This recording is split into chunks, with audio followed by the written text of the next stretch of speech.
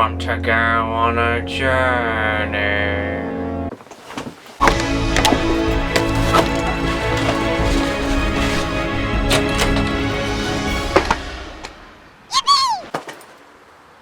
What?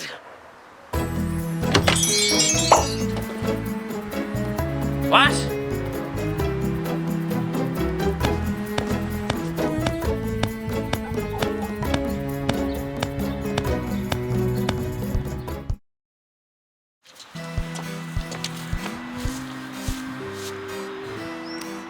What?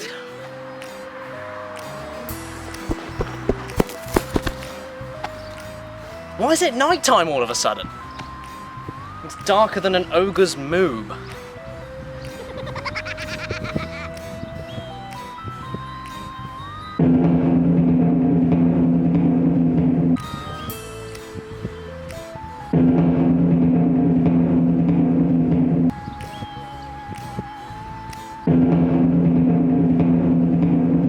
Oh, Jesus H. Christ. James!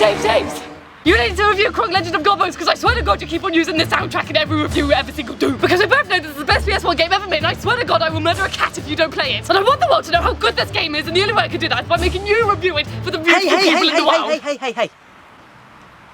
Fine. I'll do it. Just calm the fuck down.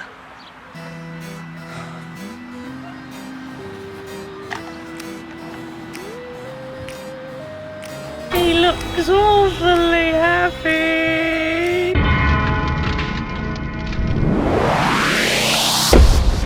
Caddicarus!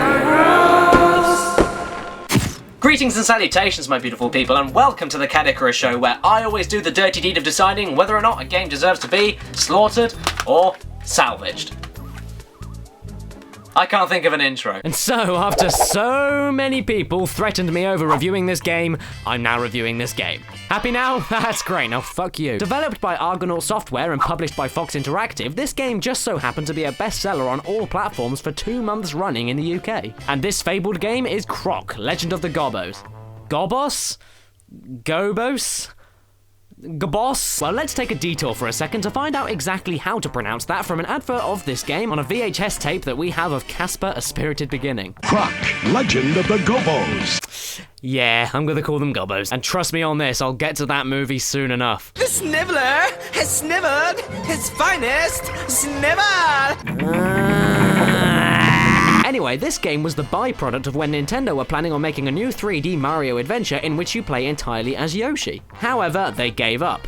Or someone ate too many custard creams, I don't fucking know. And then the game shifted onto the PS1 and got a complete makeover in an attempt to make yet another PS1 mascot. And now enough history jargon, because from the sounds of it, you guys really want me to tell you what I think about this game. And you know what? I can't honestly blame you, because... Oh, wait. That's not my pissing name. So yeah, as it turns out, I might have sneakily and shittily taken this game away from a friend about 15 years ago when I was 4 years old. I was hilarious back then. So, sorry Mr. Ferrier. It's mine now. But interestingly enough, I actually think that this game is okay. Just okay. Yeah. Newsflash. And why do I think this exactly? Let's have a look. The first thing that we see is this intro, which isn't in FMV. Good lord, I am so happy. Immediately, it's bright, colourful, vibrant, and very cute. You get to see where Croc came from and watch him grow up with cutesy music, and oh, it's all just so loathsomely and detestably adorable. But then this dude, Baron Dante, appears out of nowhere, flailing around his epic checkered Mohican, and basically terrorizes the Gobbos and steals the king, leaving Croc to start his adventure. However, I know it's been a while, but I do think that these points need addressing. For now, it's time to return to the top whatever number is, since this intro makes no fucking sense whatsoever. Number 1, where did Croc actually come from? Number 2, why did he grow like that? Number 3, where did Dante actually come from? Number 4, why exactly is he terrorizing the Gobbos and what does he want with any of them? Number 5, why did the king actually call that bird to steal Croc away when he could have just kicked his Sesame Street ass right there? Number 6, why didn't the king just fucking run? Number 7, who actually cares? Ah, sod it, let's continue and then listen to one of the grooviest theme songs of all time.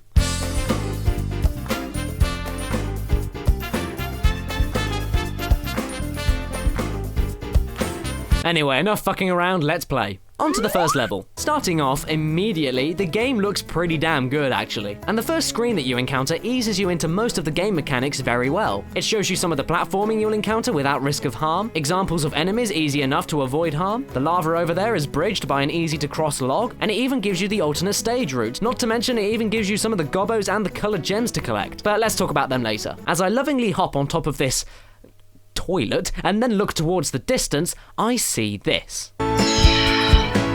The enemies respawn. Now, this may sound very silly now, but trust me, I'll further explain that later as well.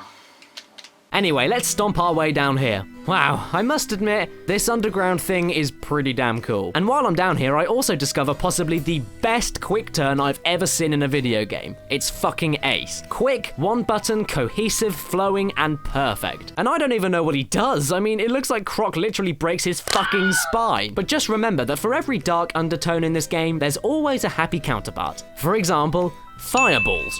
With googly eyes! Anyway, on we go. Okay, now that was cheap, and as you can see, every gem that you picked up is lost as you get attacked, meaning that as long as you keep one gem on you at all times, you're completely shielded. Kinda like the rings in Sonic the Hedgehog.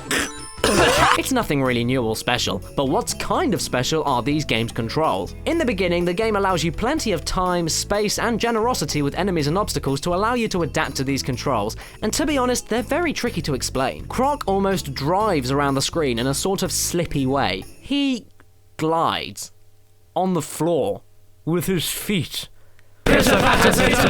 So basically, this constant flowing movement friendly control scheme works in long haul cross-country segments, but as you progress and platforming becomes more unforgiving, the areas present more challenge and subtle turning movements are insanely difficult to execute without twiddly-diddly dying in bloody cold blood. But like I said, they aren't awful, not even that bad, they're just flawed. Yeah, in most cases, it's extremely fun and whee! But in other cases, it's closer to I am this close to raping you! So yeah, flawed. Anyway, let's continue. As you can see, you must pick up 6 Gobbos in each stage, 5 of them more or less hidden well, and one last one hidden in a bonus stage, only accessible by collecting 5 colored gems. You find those gems by exploring the areas and double jump smashing these huge ass boxes over here. And when Croc does that, he make the nice noises.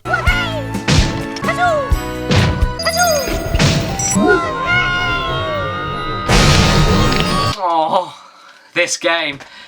It's all just Klonoa levels of fucking cute. And in order to unlock the rest of the game, Croc must spin attack this gong over here to progress to the next level. But I've been finding these special gems to get to the special door. I'm missing one of them though. Perhaps it's down here? Well, what do you know? Secrets. That's cool. I also must say that these alternate underground and overground segments and routes with separate music really kicks so much ass. It gives an entirely new perspective and mood to any of the levels. And talking about alternate segments, I got the last gem, which means... Now this is a story all about how my collected colored gems got me to the bonus level. And seriously, as a kid, these bonus segments would make me shit my fucking britches. The bouncy jelly, the balloon, that music.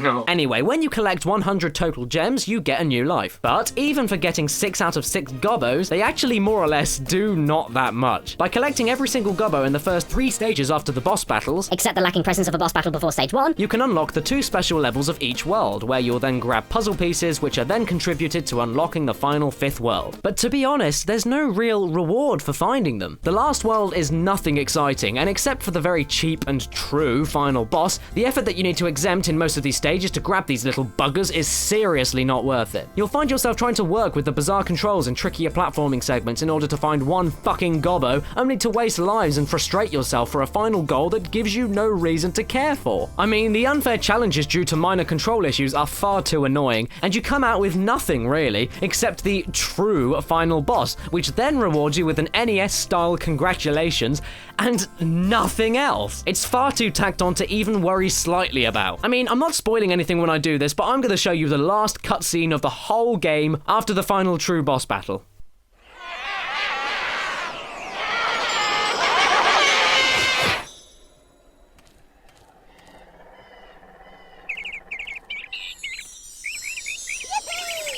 That's it! Not worth it at all. So because the value of these pests are too insignificant, this ends up completely stripping the stages down. No solid reason or reward equals no real depth or length to the gameplay. Despite that there are 45 stages spanning over the 5 worlds, you'll actually find that the better game ending and more fulfilling conclusion can be reached within an hour at best, all due to how short these stages actually are. You'll find that you can wisp through these stages with no effort or time wasted at all, because everything is more or less optional and everything can be ignored, which hugely and really does strip the game down, which is another unfortunately flawed thing about this game. However, the level names are pretty cool. Life's a beach.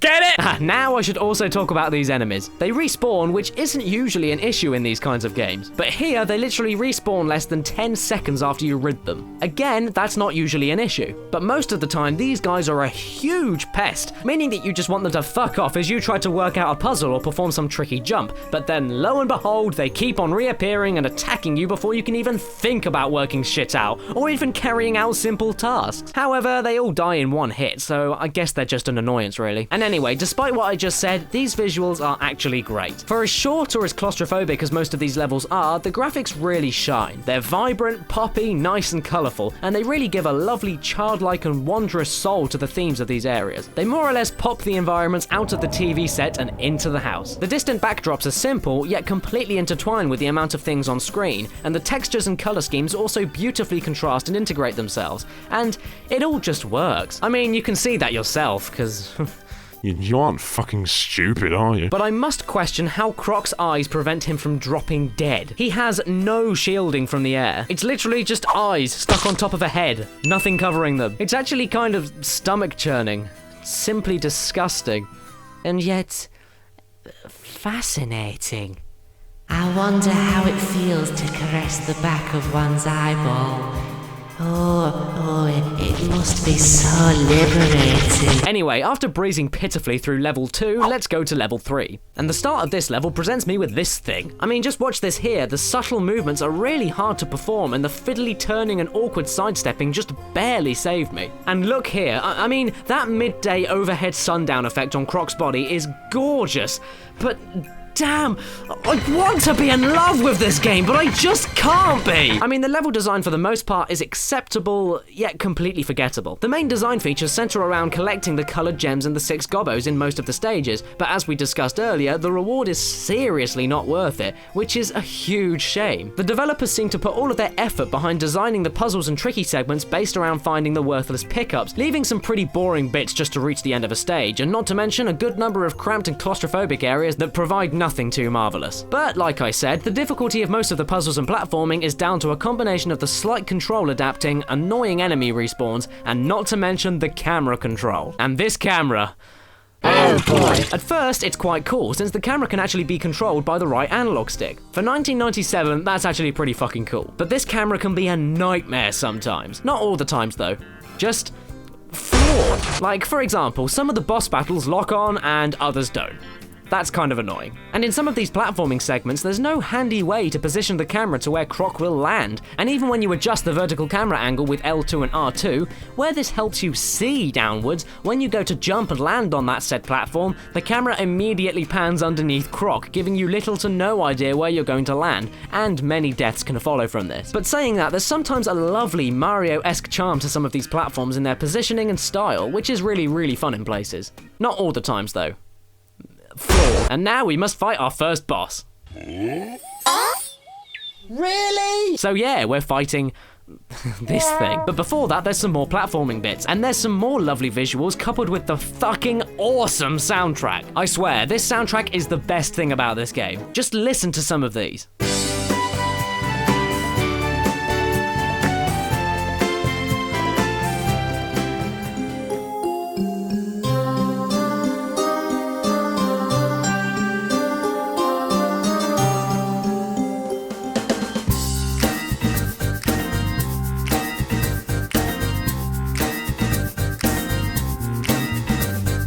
Simply sublime, and in some areas of this game the music is really kind of it touches the feels. But anyway, this boss battle is simple enough. Run around, smack him 3 times, done. That seems to be the main theme with these boss battles, I must say. Not that they're terrible or anything, but sometimes they're a little bland and forgettable. Some provide challenge and others don't. It's flawed. And then it's more or less the same thing until the very end of the game. Flawed. Flawed. That's what this game is. It's flawed. And it's really a shame because there are some elements of the music and the visuals and some of the platforming that combine together and create this overwhelming addiction and create this draw in order to make you want to keep coming back to play it. But then when you step back and look at the bigger picture of this game, you realise that it actually isn't the best game ever made. However, for me, coupled with nostalgia as well, the addiction for me is still very, very strong. And do you know what? Despite everything that I've said about it, there's something about it that just makes me want to keep coming back to it and playing it again and again and again and again and again and again until I'm dead. I don't know what it is. Maybe it is the combination of everything good about this game that really just makes me melt inside and forget or put aside all of these game's shortcomings.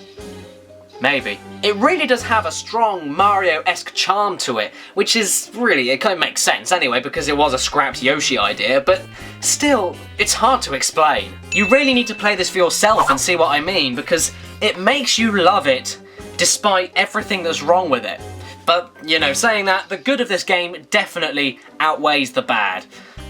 And it's also my childhood, man. I mean, even if I have called some of this game flawed, how could anyone hate a game with this as an enemy?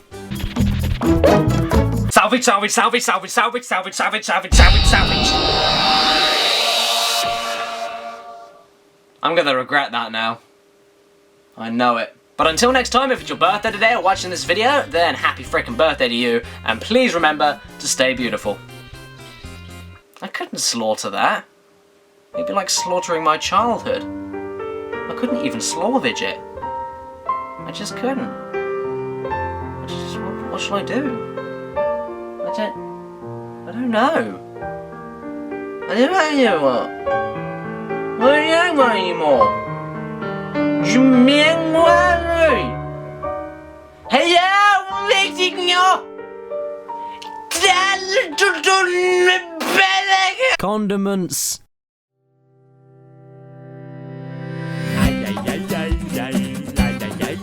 Subscribe.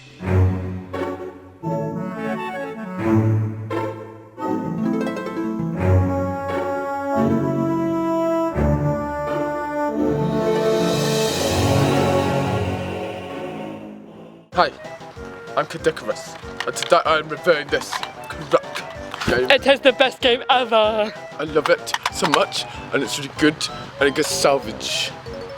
That's what you need. What more do you need? My script is now obsolete.